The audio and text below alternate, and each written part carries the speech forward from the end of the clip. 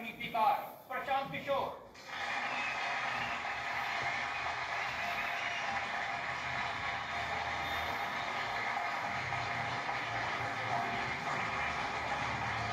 और आपकी अदालत में आज हमारे जज भी बहुत खास हैं।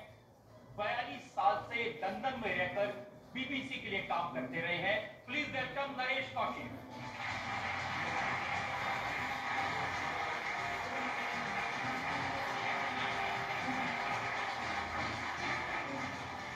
और इससे पहले कि मुकदमा शुरू करें, आज के जज नरेश कौशिक की इजाजत चाहेंगे आज की कार्रवाई शुरू करें।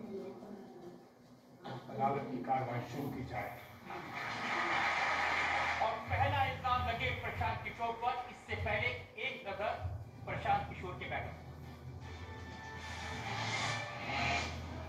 राजनीति की दुनिया के जबरदस्त रणनीतिकार, पॉलिटिकल स्ट्रैटेजिस्ट के रूप में प्रख्यात प्रशांत किशोर ने देश के बड़े बड़े नेताओं के साथ काम किया है। प्रशांत किशोर को पहली बार नोटिस किया गया जब उन्होंने 2014 में नरेंद्र मोदी को प्रधानमंत्री बनाने के कैंपेन की स्ट्रैटेजी बना, मार्केटिंग और जनसंपर्क का प्लान बनाया और मोदी की भारी जीत हुई। प्रशांत किशोर ने 2015 में बिहार में नीतीश कुमार को जितवाया, पंजाब में अमरिंदर सिंह को और आंध्र प्रदेश में जगन मोहन रेड्डी को चुनाव में विजय दिलवाई। 5 साल में प्रशांत किशोर की रेप्यूटेशन ये बन गई कि वो अपनी रणनीति से चुनाव जितवा सकते हैं। इसके बाद तो लाइन लग गई।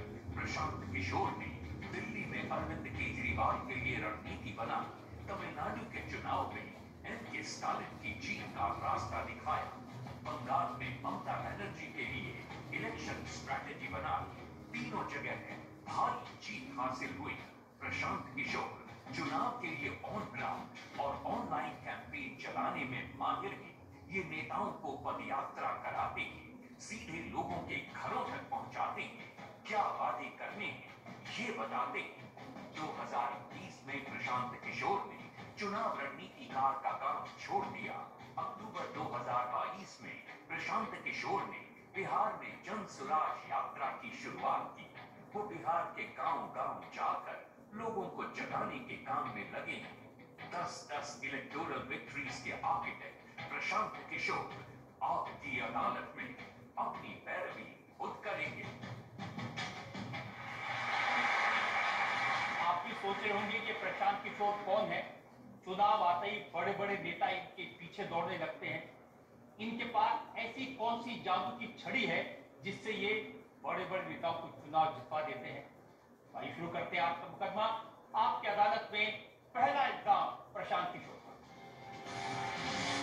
आपकी अदालत में पॉलिटिकल स्ट्रैटेजिस्ट प्रशांत किशोर पर आरोप है कि ये एहसान फरामोश हैं। प्रशांत जी, आपके बारे में सारी दुनिया ये जानती है कि आप नरेंद्र मोदी के घोष थे। वो आपको चुनावी राजनीति में लेकर आए। गुजरात में मुख्यमंत्री के तौर पर आपने उनके चुनाव का काम किया। लेकिन मेरी जानकारी यह है कि आपको राहुल गांधी लेके आए थे। आप राहुल गांधी की डिस्कवरी हैं। डिस्कवरी तो मैं किसी की नहीं हूँ। मैंने राहुल गांधी के साथ एक छोटा सा असाइनमेंट पहले करा है, but that was in the space of public health, जो कि मेरी ट्रेनिंग है। वो कोई पॉलिटिकल काम के लिए नहीं है। 2007-8 के दौर में मैंने अमेठी में उनका एक हॉस्पिटल है मुंशीगंज, जहाँ गेस्ट हाउस है, वहाँ पे संजय गांधी हॉस्पिटल, उस हॉस्पिटल में मैंने कुछ काम करा था उनके साथ। उसके बाद फिर मैं देश से बाहर चला गया। लेकिन वापस में जब लौट आया तो मोदी जी के साथ भी मैं काम तो पब्लिक हेल्थ और न्यूट्रिशन की ही करने आया था। फिर धीरे धीरे as the destiny would be कि वो मैं करने लगा जिसको आजकल लोग चुनावी रणनीतिकार या प्रबंधन के शब्दों से संबोधित करते हैं। लेकिन हम लोग के मेरे अपने दिमाग में, ना मेरे दिमाग में ना मोदी जी के दिमाग में कभी ये रहा होगा कि चुनाव प्रबंधन करना है, रणनीति करना है।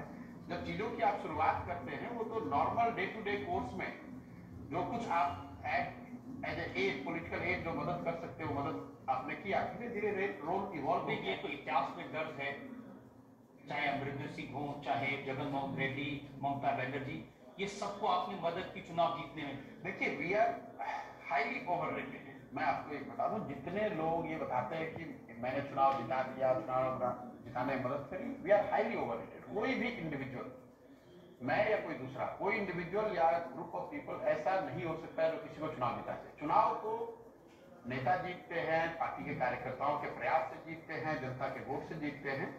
हम लोगों की भूमिका या हम जैसे लोगों की भूमिका at very best could be on the margin in streamlining things, कि थोड़ा सा चीजें और व्यवस्थित हो जाएं, उसको बेहतर तरीके से पहुंचाया जा सके जनता तक। इन बातों में थोड़ी बहुत हम लोग का योगदान हो सकता है। ये तो मीडिया और कुछ समाज में, चूंकि आप कुछ एक टेंजिबल चीज देख रहे हैं कि किनको ये एट्रीब्यूट किया जाए, कॉज एंड इफेक्ट रिलेशनशिप बना रहे हैं, अच्छा ये प्रशांत किशोर है, इन्होंने ऐसा किया, ऐसी बात नहीं, इट्स अ कलेक्टिव एफर्ट। लेकिन इतने सारे लोगों को 10 लोग ऐसे हैं कम से कम जिनको चुनाव जिताने में मदद की, रणनीति बनाने में मदद की, तो जो आपको लेके आए थे राहुल गांधी, उनको क्यों नहीं जिता पाए?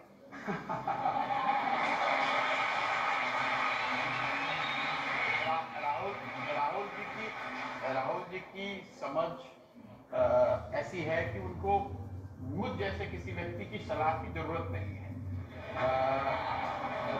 राहुल गांधी जी को पता है, देखो अगर आप स्वस्थ हो या अपने आप को स्वस्थ फील करते हो कि मैं स्वस्थ हूं, मुझे कोई बीमारी नहीं है, तो आप डॉक्टर के पास क्यों जाओगे? तो अगर उन्हें नहीं इसकी जरूरत महसूस हुई है तो कोई बात नहीं। और दूसरा नहीं, ऐसा भी नहीं कि नहीं, देखिए सही बात महसूस हुई थी, आपने उत्तर प्रदेश के चुनाव में उनके साथ काम भी किया था, आपने उनको 870 किलोमीटर की यात्रा भी करा दी, आपने उनको खाट पे भी बिठा दिया, लेकिन कुछ कर नहीं पाए। नहीं, वो देखिए इलेक्शन की जो जीत है ना, उसका जीत और हार ये सब कलेक्टिव है, उसका दोष भी मैं उन पर नहीं दूंगा। उत्तर प्रदेश में जो पूरा प्लान था, जो पूरा एफर्ट था, जो पूरी स्ट्रेटजी थी, उसको कांग्रेस ने कभी, या हम लोग कांग्रेस को मैं को दोष मुझे लेना चाहिए, we could not implement it on the ground. वो कभी ऐसी सोच रही थी कि सपा के साथ आपको अलायंस करना है। अगर आप उसका स्लोगन याद करोगे तो उसमें लिखा हुआ है 27 साल यूपी बेहाल, ये यहाँ से शुरुआत की गई थी। तो आपने जनता को मैसेज ये दिया कि 27 साल में जिन लोगों ने भी यूपी को रूल किया उसमें यूपी का भला नहीं हुआ। एंड 6 महीने के बाद जैसे ही थोड़ा सा ट्रैक्शन मिला तो कांग्रेस वालों ने सबसे पहले जाकर सपा से समझौता कर लिया।